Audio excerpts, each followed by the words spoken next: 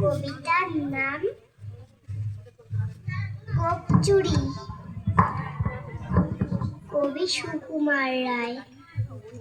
Head অফিসের বড়বাবু লোকটি বড়ই শান্ত, তার যেমন মাথার ব্যামো কেউ কখনো জানতো? দিব্যি ছিলেন খোশ মেজাজে, চেয়ারখানি চেপে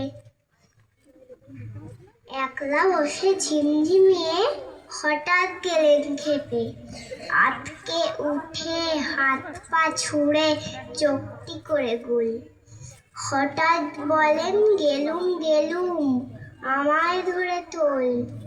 তাই শুনে কেউ বদ্যি ডাকে, কেউ বা হাঁকে পুলিশ, কেউ বা বলে কামড়ে দেবে, সাবধানেতে তুলিস।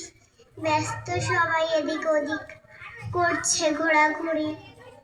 বাবু হাঁকেন ওরে আমার গোপ গিয়েছে চুরি। ব্যস্ত বারবার বললাম গিয়েছে চুরি। গোপ হারানো আজব কথা।